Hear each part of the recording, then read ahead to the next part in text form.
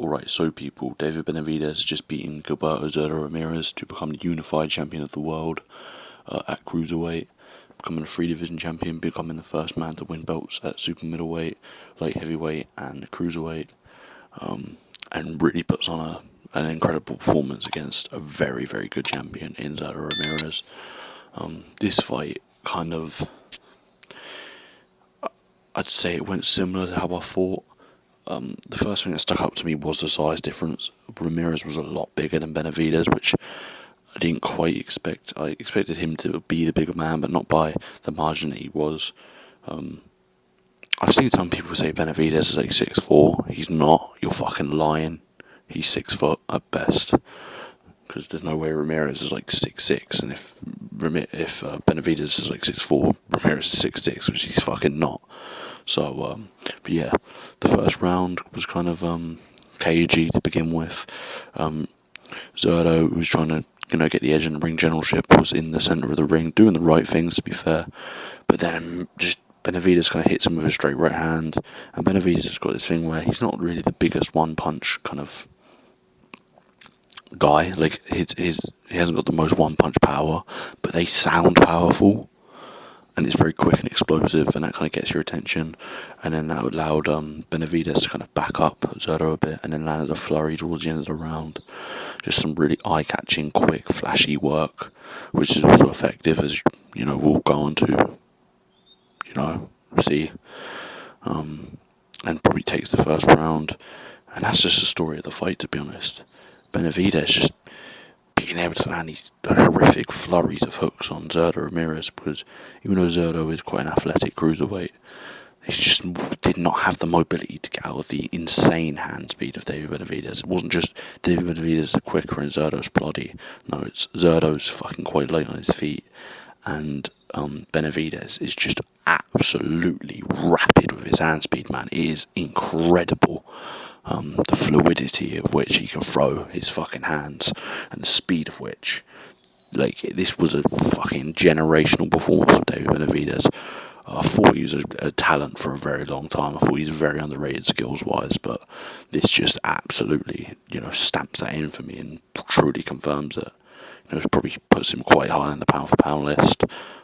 He's up there with the Usyks, the Crawfords, the Inoues, the Bam Rodriguez's, the Shakur's this generation. He's one of them guys. He's one of these generational talents. He's got the WBC belt at light heavyweight. He's got unified titles at cruiserweight. He's doing ridiculously good at the minute. 3-division world champion. Just beat a solid champion in Zerto Ramirez, who came in with the right game plan, man. He came in, was trying to take the centre of the ring, was trying to dig down to Benavidez's body, was trying to push him back, trying to impose his size, and it just did not matter. Benavidez was able to land those combinations at will, swelled the eye up, and just, there was no point where Zerto was put down with a shot. He definitely chose to both times. He was just completely overwhelmed, and yeah, he did quit. He chose to not continue. That's quitting, but it was completely justified in my opinion. I'm not going to give him too much shit for it. He did put in an effort to try and to turn the tide of the fight before that, and actually had a good round 5. But it wasn't enough. I think Benavidez was just taking a break. All those flurries he was throwing, he kind of needed a break, and he got a break, and then right back to action and beat the living shit out of Zerto Ramirez, man. It was an incredible performance. It really was, and it was a lot better than I was expecting. I really thought Zerto would have some moments where he'd be backing Benavidez up.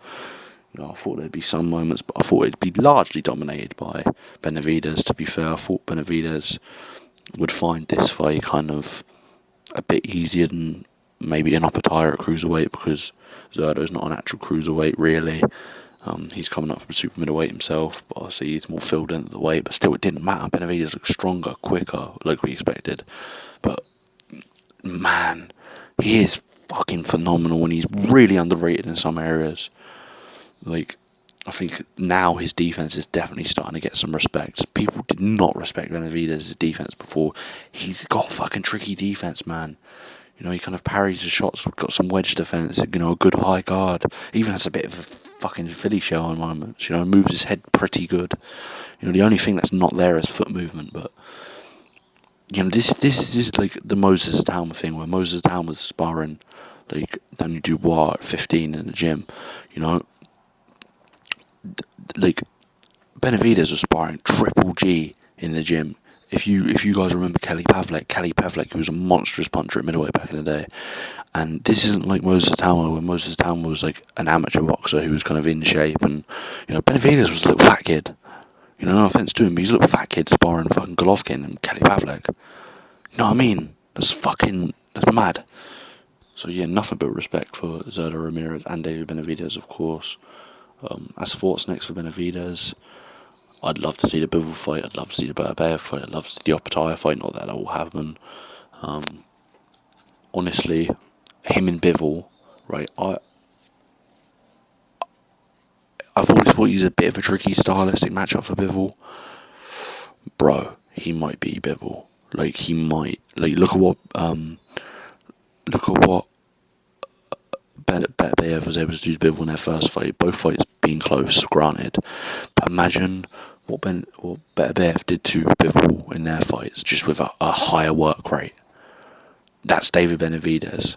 Maybe not as powerful, you know, he doesn't keep his shape as well, but the general kind of, that's a really intriguing fight, and I'd love to see it. Or Berbayev versus Benavidez, to be honest. They're all intriguing fights, I'd love to see them all.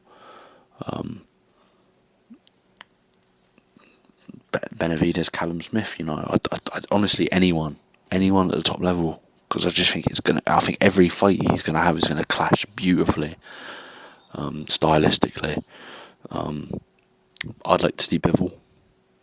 I think that's a really interesting fight. I would probably favour Bivol, but it's close, and I like the fight, and I think he's fucking special, man. You know, Bivol's had a long time off. He's getting up there. You know, he's like 34 now, and he's had injuries. It's a good fight. Let's just see what happens. Congratulations, David Benavidez. Great performance. And yeah, thanks for watching. My busy day is done. It's probably going to be a very, very busy week though, because there's a fair bit to talk about. But so stay tuned and thank you for watching. Goodbye.